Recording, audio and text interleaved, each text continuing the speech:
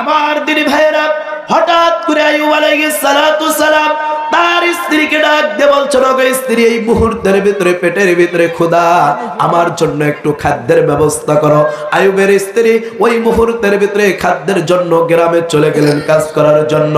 কেউ আইয়ুব আলাইহিস সালাতু সালামের স্ত্রীকে কাজে নেয় না। কেন নেয় না?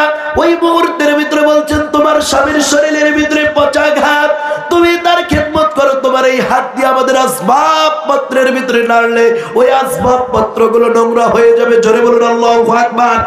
আরেকটু জোরে বলুন আল্লাহু আকবার। এই মুহূর্তে সেই মহান আল্লাহ জাল্লা শানুর দরবারে শুকরিয়া জ্ঞাপন করব যে মহান রব পৃথিবীর সমস্ত কাজ থেকে ফারিক করে এই শীতের মাঝে এখানে আসার এবং বসার সুযোগ করে দিয়েছেন কে? আওয়াজ, আরেকটু আওয়াজ হবে, বলেন কে? আরেকটু জোরে বলতে হবে কে? আসমানের মালিক কে? জমিনের মালিক কে? কুল কায়নাতের মালিক কে? আমরা প্রশংসা করব কার? একমাত্র প্রশংসা পাওয়ার যোগ্য কে?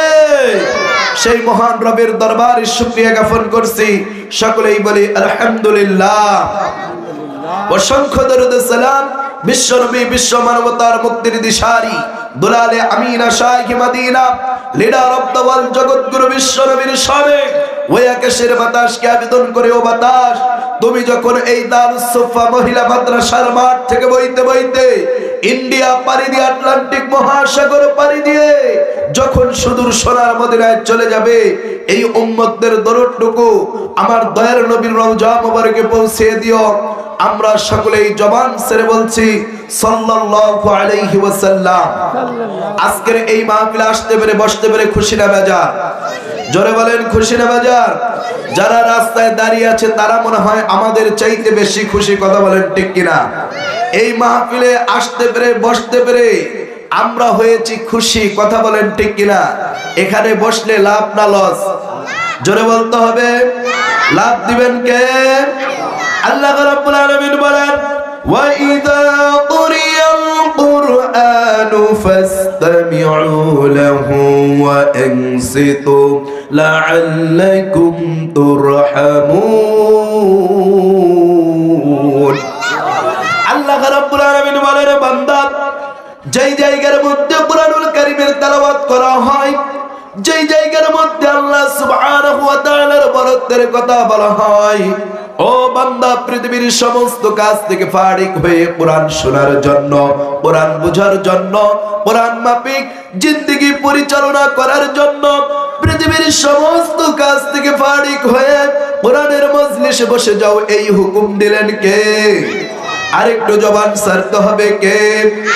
আমার দিনী ভাইরা, আল্লাহ রাব্বুল আলামিন নামাজ পড়ার হুকুম দিয়েছেন, রোজা রাখার হুকুম দিয়েছেন, ইসলামী আন্দোলন করার হুকুম দিয়েছেন, কোরআনের দল করার হুকুম দিয়েছেন। এগুলো যেরকম ফরজ করে দিয়েছেন, কোরআনের মজলিসে বসাটাও আমার আল্লাহ ফরজ করে দিয়েছেন, কথা বলেন ঠিক কিনা? আপনার আমার নবী কামলিওয়ালা রাহমাতাল লিল আলামিন বলেন, ও আমার সাহাবীরা, তোমরা শোনো, যেই জায়গার মধ্যে কোরআনুল কারীমের তেলাওয়াত করা হয়, আলোচনা করা হয়, ওই জায়গাটা পৃথিবীর কোনো মাঠ থাকে না, পৃথিবীর কোনো ঘাট থাকে না। ওই জায়গাটা কেবলমাত্র আল্লাহ সুবহানাহু ওয়া তাআলা কোরআনুল কারীমের বরকতে এই জায়গাকে রিয়াজুল জান্নাহ, জান্নাতের বাগিচা হিসেবে কবুল করে। জোরে বলুন সুবহানাল্লাহ। আরেকটু আওয়াজ দিয়ে বলুন আল্লাহু আকবার। এ যুবক ভাইরা, মুরব্বি বাবাজিরা, এই এলাকার তাওহীদি জনতা, যাদের কর্ণকহরে আমার আওয়াজগুলো যাচ্ছে, গভীর মনোযোগ দাও রে ভাই। কার জন্য রাস্তার মোড়ে মোড়ে দাঁড়িয়ে আছো? কি জন্য দাঁড়িয়ে আছো? একবার কি চিন্তা করেছো, যেই কবরের ভিতরে হযরতে আম্মা জান ফাতেমার লাশ যখন রাখা হবে, হযরতে আবু জার গিফারি রাদিয়াল্লাহু তাআলা আনহু গর্ব করে বলতেছিল, এ কবর, তুমি কি জানো তোমার ভিতরে কাকে রাখা হচ্ছে? তিনি হচ্ছেন জান্নাতের সমস্ত মহিলাদের সরদার, এ কবর রাহমাতাল লিল আলামিন নবী মুহাম্মাদের কন্যা, এ কবর সমস্ত জান্নাতি যুবকদের সর্দারের মা, এ কবর তার সাথে কখনোই বেয়াদবি করিও না। কবর জবাব দিয়েছিল, এ আবু যর গিফারি, আমল করেছো তাহলে তোমার এই কথা আমি মানব। যদি আমল তোমার ঠিক থাকে, কবরের সামনে যদি তোমার ঠিক থাকে, আমার দিনী ভাইরা কবর বলে আমি তার সাথে ভালো আচরণ করব। আমার যুবক ভাইরা দেখো, আজরাইল যদি এই মুহূর্তের ভিতরে আমাদের সামনে চলে আসে, তওবা করার সুযোগ পাবো না। আমার আল্লাহ বলেন, কোরআনের মজলিসে বসার সাথে সাথে আমি আল্লাহ সুবহানাহু ওয়া তাআলা ওই সমস্ত বান্দাদের জন্য নগদ নগদ 2টা পুরস্কার দান করি। কয়টা?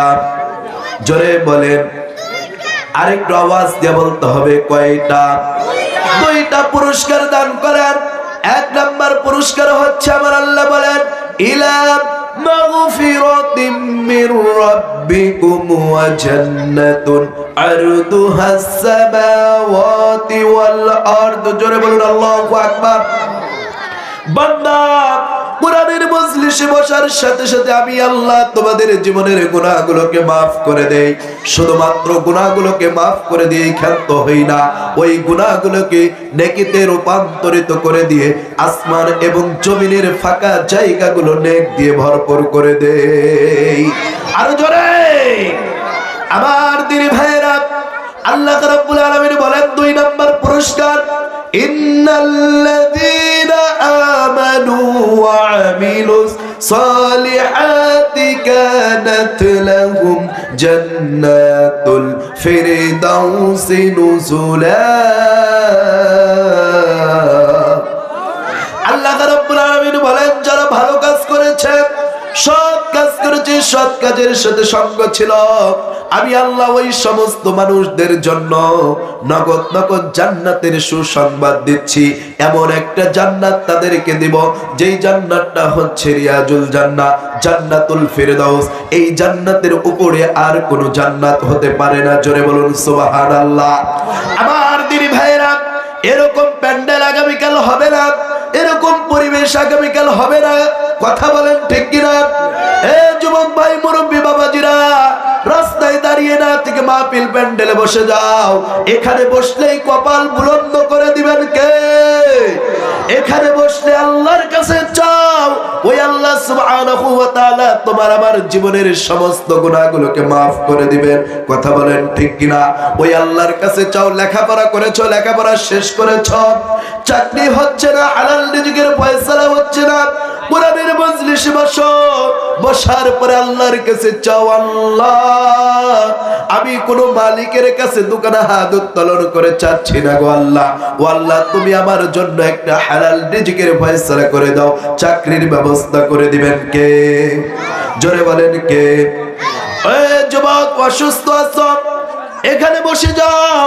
কোরআনের মজলিসে বসার সাথে সাথে আল্লাহকে ডাক দিয়ে বলো, আল্লাহ ও মালিক, আমি অসুস্থ, এই পৃথিবীর কোনো ডাক্তার দিয়ে আমার কোনো কাজ হচ্ছে না। আল্লাহ তুমি তো মাওলা, তুমি তো ডাক্তারের ডাক্তার, তুমি তো হাকিমের হাকিম। ও রব্বে কারীম, তুমি আমার জীবনে যা কিছু রোগ ব্যাধি দিয়েছো, অসুস্থতা দিয়েছো, আল্লাহ তুমি মাফ করে দাও। দিতে পারবে কি পারবে না? পারে কি পারে না? মনে হয় আল্লাহ বুড়া হয়ে গেছে, নাউজুবিল্লাহ বলেন, এরকম চিন্তাধারা আছে। আমার দিনী ভাইরা, আমরা গত 16 বছর বাংলাদেশে মনে করেছিলাম আল্লাহ বুঝি আমাদের কথা আর শুনে না। কথা বলেন ঠিক কিনা? কিন্তু এমন একটা সময় আসলো, আল্লাহ বলে আমি ধরি না, যখন ধরবো ইঁদুরের গর্ত পালানোর জন্য খুঁজে পাবা না। আমার দিনী ভাইরা, দুপুরের খানাটাও তারা খাইতে পারে নাই, এমনকি এলাকায় ঢুকতেও পারতেছে না। ও আমার দিনী ভাইরা, আল্লাহ বলে আমি সব করতে পারি। আগেও যেমন ছিলাম বদরের মাঠে, আমি এখনো তেমন আছি, ভবিষ্যতেও তেমন থাকবো, হাসরের ময়দানেও আমি আল্লাহ তেমনই থাকবো। আমার উপরে আর কোনো ক্ষমতা চলবে না। কথা বলেন ঠিক কিনা? আল্লাহ রাব্বুল আলামিন বলেন, তাবারাকাল্লাযী বিয়াদিহিল মুলকু ওয়া হুয়া আলা কুল্লি শাইইন কাদির। আল্লাহ রাব্বুল আলামিন বলেন এই জগতের নবমণ্ডল ভূমণ্ডল যাই আছে না কেন সব কিছুর মাঝে কেবলমাত্র আমি আল্লাহ সুবহানাহু ওয়া তাআলার ক্ষমতা চলে, আমার বাইরে আর কারো ক্ষমতা চলে, আল্লাহর বাইরে কারো ক্ষমতা চলে।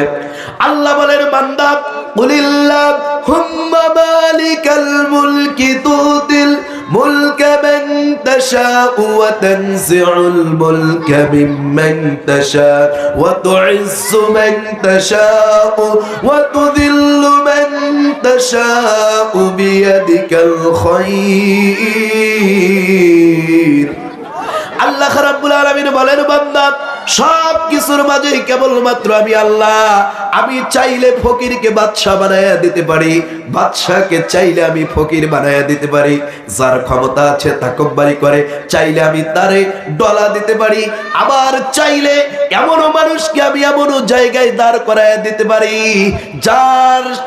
যাকে আমি আল্লাহ সম্মানিত করে দেব, তামাম পৃথিবীর মানুষ তার কথা শুনবে, তাকে সম্মান করবে। এটা আল্লাহ পারে কি পারে না? জোরে বলেন পারে কি পারে না? আল্লাহ কিন্তু সব কিছু করতে পারে, কথা বলেন ঠিক কিনা? আল্লাহর জান্নাতের ভিতরে কোনো মানুষ সবাই আসতে পারবে না, কথা বলেন ঠিক কিনা? এই জান্নাতের ভিতরে সব মানুষ আসতে পারবে না। এই গুরুপাড়া এই এলাকার ভিতরে মোল্লার বাজার এলাকার ভিতরে অনেক মানুষ আছে, কিন্তু দূর থেকে তারা গুলি মারবে, কিন্তু এই প্যান্ডেলে বসার ভাগ্য তাদের হবে? জোরে বলেন প্যান্ডেলে বসার ভাগ্য হবে? হবে না, কথা বলেন ঠিক কিনা? কিন্তু আমরা এখানে যারা আছি আল্লাহর নবীর ভাষ্য অনুযায়ী আল্লাহর জান্নাতের ভিতরে আছে, কথা বলেন ঠিক কিনা? তাহলে জান্নাতি লোকের পাওয়ার আছে না নাই? কথা বলেন আছে না নাই? আমার দিনী ভাইরা যারা জান্নাতি লোকের পাওয়ার যদি থাকে একটা তাকবীর হবে, এই তাকবীরের ভিতর দিয়ে প্রমাণ হতে হবে যে না খালিদ বিন ওয়ালিদের উত্তরসূরি আছে, কথা বলেন ঠিক কিনা? এখানে একজন যুবক চাই একটা তাকবীর লাগান, যেই তাকবীরের ভিতর দিয়ে আশেপাশের যুবকদেরকে বুঝিয়ে দিতে হবে প্যান্ডেলের ছোট হলেও লোক বসে আছে, কথা বলেন ঠিক কিনা? কে আছেন একটা তাকবীর লাগান দেখি।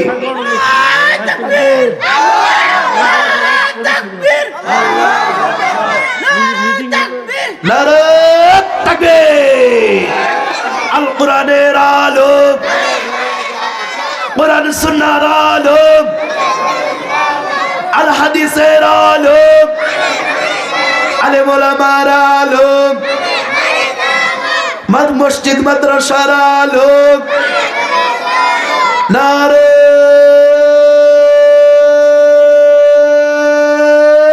তাকবীর! মন খারাপ করছে না? হ্যাঁ, বাহিরের লোক যেন না শুনে, খালি আমরা শুনবো, কথা বলেন ঠিক কিনা? এই ভাইয়েরা আপনারা একটু বসে গেলে তো কাজ হয়ে যায়। বসো না কেন, সবাই একটু বসে যান ইনশাল্লাহ। সম্মানিত প্রিয় উপস্থিতি, আমি আর যদি 10 মিনিট কথা বলি আপনারা কি মন খারাপ করবেন? মন খারাপ করবেন? আমি আর 10 মিনিট কথা বলবো, আমি যে আয়াতে কারিমা তেলাওয়াত করছি এটার উপরে কথা বলে আপনাদের কাছে বিদায় নিয়ে, আপনাদের কাছে দোয়া নিয়ে আমি আশরাফুল ইসলাম আশিক এখান থেকে আপনাদের কাছ থেকে চলে যাব। 10 মিনিট কথা বলবো, 10 মিনিটের মধ্যে সবাই বসে যাবেন। 10 মিনিটের ভিতরে আমি আশা করি এই প্যান্ডেলে আর জায়গা থাকবে না ইনশাআল্লাহ, কথা বলেন ঠিক কিনা? আর একটু আওয়াজ দিয়ে বলতে হবে ঠিক কিনা? আমার দিনী ভাইয়েরা, যে আয়াতে কারিমা তেলাওয়াত করেছি এই আয়াতে কারিমার ভিতরে আমার আল্লাহ সুবহানাহু ওয়া তাআলা বলছেন যে আহাসিবান নাস আইয়ুতরাকু আইয়াকুলু আমান্না ওয়া হুম লা ইফতানুন। জোরে বলুন আল্লাহু আকবার। আল্লাহ সুবহানাহু ওয়া তাআলা বলছেন বান্দা তোমরা মুখে মুখে ঈমানদার দাবি করলা, তোমরা নিজে নিজে মুত্তাকি দাবি করলা, তোমরা নিজে নিজে পরহেজগার দাবি করলা, আর বললা আমার চাইতে আর ভালো মানুষ কেউ নাই, কথা বলেন ঠিক কিনা? আল্লাহ বলছেন যে এই কথা বললে কাজ হবে না, এই কথা বলার আগে আমি আল্লাহর ঈমানের অগ্নি পরীক্ষা দিতে হবে, কথা বলেন ঠিক কিনা? ঈমানের অগ্নি পরীক্ষার মধ্য দিয়ে এই বাংলাদেশ 5ই আগস্টের ভিতরে আবার নতুন করে স্বাধীন হয়েছে, কথা বলেন ঠিক কিনা?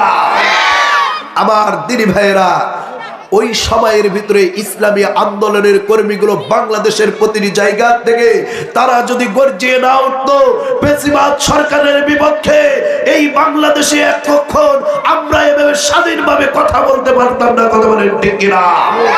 আমাদের কথা বলার সুযোগ ছিল না। বাংলাদেশের যেই জায়গায় যাইতাম সেই জায়গায় বলতো, ও হুজুর আপনি কি টপিকের উপরে কথা বলবেন, ওই কথাগুলো আমাদেরকে একটু শোনান, না হলে আমরা যেই বিষয়গুলো দিব এই বিষয়গুলো নিয়ে আপনাদেরকে ওয়াজ করতে হবে। এরকম কথা হাজারো মাহফিল থেকে আমাদেরকে বলা হয়েছে। কথা বলেন ঠিক কিনা? কিন্তু আজকে স্বাধীনভাবে আমরা কথা বলে যাচ্ছি। আল্লাহ বলছেন ইমানের অগ্নি পরীক্ষা না দিলে ইমানদার হিসেবে আমি আল্লাহ তোমাদেরকে গণ্য করব না। আল্লাহ রাব্বুল আলামিন বলেন, আ'হাসিবান নাসু আইয়ুতরাকু আইয়াকুলু আমান্না ওয়া হুম লা ইউফতানুন। জোরে বলুন আল্লাহু আকবার। আল্লাহ রাব্বুল আলামিন বলেন, ও পৃথিবীর মানুষেরা, তোমরা কি জানো তোমরা মুখে মুখে ইমানদার দাবি করতেছো, কিন্তু ইমানদার দাবি করলেই তো তোমরা ইমানদার হতে পারবা না। ইমানদার হতে গেলে ইমানের অগ্নি পরীক্ষা তোমাদেরকে দিতে হবে। জোরে বলুন আল্লাহু আকবার। আমার দিনী ভাইরা, ইমানের অগ্নি পরীক্ষা নবী আলাইহিস সালাতু ওয়াসসালাম দিয়েছেন। ইমানের অগ্নি পরীক্ষা সাহাবায়ে কিরাম দিয়েছেন। 5 মিনিটের মধ্যে শেষ করে দেব ইনশাআল্লাহ। ইমানের অগ্নি পরীক্ষা সাহাবায়ে কিরামরা দিয়েছেন। ইমানের অগ্নি পরীক্ষা নবী আলাইহিস সালাতু ওয়াসসালাম দিয়েছেন। তাদের মধ্যে একজন নবী যার নাম হচ্ছে হযরতে আইয়ুব আলাইহিস সালাতু ওয়াসসালাম। হযরতে আইয়ুব আলাইহিস সালাতু ওয়াসসালাম এত সুন্দর যুবক, টকবগে যুবক ছিলেন। আল্লাহ পাক তাকে এত সুন্দর চেহারা দিয়েছিল। আমার দিনী ভাইয়েরা, এই পৃথিবীর জমিনে অসংখ্য নবীরা কিন্তু এসেছিল, যাদের মধ্যে আল্লাহ সুবহানাহু ওয়া তাআলা 3 জন নবীকে এত সুন্দর চেহারা দিয়েছিল, যার মধ্যে একজন হচ্ছে হযরতে ইউসুফ আলাইহিস সালাতু ওয়াসসালাম। হযরতে ইউসুফ নবীকে আমার আল্লাহ পাক এত সুন্দর চেহারা দিয়েছিল। তারপরে যাকে চেহারা দিয়েছিলেন তিনি হচ্ছেন হযরত আইয়ুব আলাইহিস সালাতু ওয়াসসালাম। আর 1 নম্বরে যাকে চেহারা দিয়েছিলেন, যার চেহারার কাছে হাজারো যুবক, যার বিপক্ষে এত কথা বলা হয়, যাকে না দেখার কথা বলা হয়, ওই মানুষটার কাছে গেলেই সমস্ত মানুষ তার প্রেমে পাগল হয়ে যায়। তিনি আর কেউ নয়, তিনি হচ্ছেন আমাদের নবী, নবী মুহাম্মদুর রাসূলুল্লাহ সাল্লাল্লাহু আলাইহি ওয়াসাল্লাম। জোরে বলুন আল্লাহু আকবার। আমার দিনী ভাইয়েরা, অসংখ্য নবী আলাইহিস সালাতু ওয়াসালামদের ভিতরে থেকে হযরত আইয়ুব আলাইহিস সালাতু ওয়াসালাম ওই মুহূর্তের ভিতরে এমন একজন যুবক ছিলেন, আমার আল্লাহ পাক হযরত আইয়ুব নবীর পরীক্ষা নিয়েছিল। হযরত আইয়ুব আলাইহিস সালাতু ওয়াসালামকে আল্লাহ রাব্বুল আলামিন এত পরীক্ষা নিয়েছিল। শুধুমাত্র তাই নয়, হযরত আইয়ুব আলাইহিস সালাতু ওয়াসালামের অনেকগুলো স্ত্রী ছিল। এই স্ত্রীগুলোর মধ্যে দিয়ে হযরত আইয়ুব নবীর জন্য অনেক মেয়েরা পাগল ছিল স্বামী বানানোর জন্য, কিন্তু হযরত আইয়ুব নবী একজন মেয়ের পাগল ছিল। আমার দিনী ভাইরা, ওই মেয়ের নামটা হাদিস শরীফের ভিতরে, কুরআনুল কারীমের ভিতরে এসেছেন বিবি রহিমা। জোরে বলুন আল্লাহু আকবার। ওই বিবি রহিমা জন্য আমার আপনার নবীর উত্তরসূরি আইয়ুব নবী কিন্তু পাগল ছিল, বিবাহ করলেন। কিন্তু আল্লাহ রাব্বুল আলামিন বলেন, ওয়া মাকারু ওয়া মাকারাল্লাহ ওয়াল্লাহু খায়রুল মাকিরিন। আমি আল্লাহ যা করি সেটা পৃথিবীর মানুষ করতে পারে না। আমি আল্লাহর মক্করটাই হচ্ছে বড়, আমি আল্লাহর ফক্কর হচ্ছে বড়। কথা বলেন ঠিক কিনা? হযরত আইয়ুব আলাইহিস সালাতু সালামের শরীরের ভিতরে চুলকানি দিয়ে দিলেন। আমার দিনী ভাইরা, গা পাসরা দিয়ে 1টা 2টা বছর নয়, হযরত আইয়ুব আলাইহিস সালাতু সালামকে 18টা বছর আমার আল্লাহ পাক পরীক্ষা করেছেন। কয় বছর? 18টা বছর পরীক্ষা করলেন। আইয়ুব আলাইহিস সালাতু সালামের শরীরের ভিতরে পাসরা গা হওয়ার কারণে ওই মুহূর্তের ভিতরে কিন্তু আইয়ুব নবী বলতেছিল, হয়তো আমার আর সমাজের লোকেরা, স্ত্রীরা কেউ আমাকে ভালোবাসে না, কিন্তু ওই মুহূর্তের ভিতরে একজন স্ত্রী আইয়ুব নবীকে ছাড়েন নাই, তিনি হচ্ছেন বিবি রহিমা। এই বিবি রহিমা আইয়ুব নবীর খেদমত করতো। আইয়ুব নবী আল্লাহকে ডাক দিয়ে বলতো, ও রব্বে কারীম, এই মুহূর্তের ভিতরে আমি আর কি করব? আপনি আমার শরীরের ভিতরে যে ঘা পাসরা দিয়েছেন, হয়তো আর একটু পরে আমার জিহ্বায় চলে আসবে। আমার শরীর খায়ানো কোনো সমস্যা নাই, কিন্তু আমার জিহ্বায় যেন আমার আল্লাহর নামটাই যেন আমি জপতে পারি। জোরে বলুন সুবহানাল্লাহ। আমার দিনী ভাইয়েরা, হঠাৎ করে আইয়ুব আলাইহিস সালাতু সালাম তার স্ত্রীকে ডাক দিয়ে বলছেন, ওগো স্ত্রী, এই মুহূর্তের ভিতরে পেটের ভিতরে ক্ষুধা, আমার জন্য একটু খাদ্যের ব্যবস্থা করো। আইয়ুবের স্ত্রী ওই মুহূর্তের ভিতরে খাদ্যের জন্য গ্রামে চলে গেলেন কাজ করার জন্য। কেউ আইয়ুব আলাইহিস সালাতু সালামের স্ত্রীকে কাজে নেয় না। কেন নেয় না? ওই মুহূর্তের ভিতরে বলছেন, তোমার স্বামীর শরীরের ভিতরে পচা ঘাত, তুমি তার খেদমত করো। তোমার এই হাত দিয়ে আমাদের আসবাবপত্রের ভিতরে নাড়লে ওই আসবাবপত্রগুলো নোংরা হয়ে যাবে। জোরে বলুন আল্লাহু আকবার। আরেকটু জোরে বলুন আল্লাহু আকবার। আমার দিনী ভাইয়েরা, যাইতে যাইতে এমন একটা পর্যায়ে চলে গেল, একটা বাড়িতে যাওয়ার কারণে ওই মুহূর্তের ভিতরে বলছে, তোমার কোনো কিছু চাই না, হ্যাঁ তবে একটা জিনিস দিলে তোমার স্বামীর জন্য খাদ্য দিতে পারি। বলছে সেটা কি? বলছে তোমার মাথার কেশ যদি কেটে আমার কাছে বিক্রি করতে পারো, তাহলে আমি তোমাকে খাদ্য দিতে পারি। জোরে বলুন আল্লাহু আকবার। আমার দিনী ভাইয়েরা, এরকম 2 দিন কেশ বিক্রি করে স্বামীর জন্য খোরাক নিয়ে আসলো। এই এলাকার মা বোনেরা, গভীর মনোযোগ দাও। মা তোমাদের মতো মা ছিল বিবি রহিমা। জোরে বলুন আল্লাহু আকবার। স্বামীর জন্য এত খেদমত করেছে, স্বামীকে ছেড়ে কোথাও যায় নাই, এত লাঞ্ছনা বঞ্চনা সহ করেছে। আমার আল্লাহ সুবহানাহু ওয়া তাআলা হযরত বিবি রহিমার সম্মান আল্লাহর কাছে অনেক দামি হয়ে গিয়েছে। জোরে বলুন আল্লাহু আকবার। শেষে গিয়া যেই খাদ্যটা নিয়ে আসলো, হযরত আইয়ুব আলাইহিস সালাতু সালাম ডাক দিয়ে বলছে, ও রহিমা, আর তোমার কাছে তো কোনো টাকা নেই, পয়সা নেই, কেউ তোমাকে কাজে নেয় না, কিন্তু তুমি এই খাদ্যগুলো কোথায় পাইলা? এই কথা বলার সাথে সাথে বলছে, স্বামী গো, আমি কোনো অবৈধ পন্থায় টাকা ইনকাম করি না। কথা বলেন ঠিক কিনা? আজকে অবৈধ পন্থায় টাকা ইনকাম আছে না নাই? রাত 12টার পরে লাইভে গিয়ে শরীরের প্রদর্শনী দেখাইয়া আজকে হাজার হাজার, 20,000, 50,000, লক্ষ টাকা ফেসবুকে ইনকাম করছে। কথা বলেন ঠিক কিনা? সম্মানিত প্রিয় উপস্থিতি, হযরত আইয়ুব আলাইহিস সালাতু সালাম ওই মুহূর্তের ভিতরে বলছেন, ও স্ত্রী, তুমি এই টাকা খাদ্য কোথায় পাইলা? মাথার কেশ যখন খুলে দিয়েছে, দেখে চুল নাই।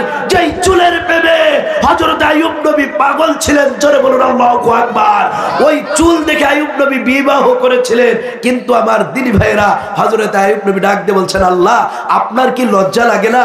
ও রব্বে কারীম, আমি যেই কারণে মেয়েটাকে বিবাহ করলাম, শেষমেশ ওইটা বিক্রি করে আমাকে খাওয়ানো হলো। ও আল্লাহ, আমি কি করব? আল্লাহ বলে, আইয়ুব নবীর কাছে যা, গিয়ে ফর্মুলা দেখিয়ে দে। দেখিয়ে দেওয়ার সাথে সাথে হযরত আইয়ুব নবীকে আল্লাহ পাক ভালো করে দিবেন। আমার দিনী ভাইরা, কি কারণে ভালো হয়েছে?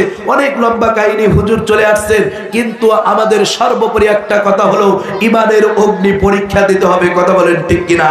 ইমানের জন্য প্রতিটি মুহূর্তে প্রস্তুত থাকতে হবে। যদি প্রস্তুত থাকতে পারি, দুনিয়ায় সম্মান, আখিরাতে সম্মান, কবরে সম্মান, হাসরের ময়দানে রাসূলুল্লাহর সাথে জান্নাত। কথা বলেন ঠিক কিনা? আল্লাহ রাব্বুল আলামিন আমাদের সকলকে কোরআন মাফিক জিন্দেগি পরিচালনা করার মতো সুযোগ করে দেন, এই আশাবাদ ব্যক্ত রেখে আমি আমার আলোচনা শেষ করব।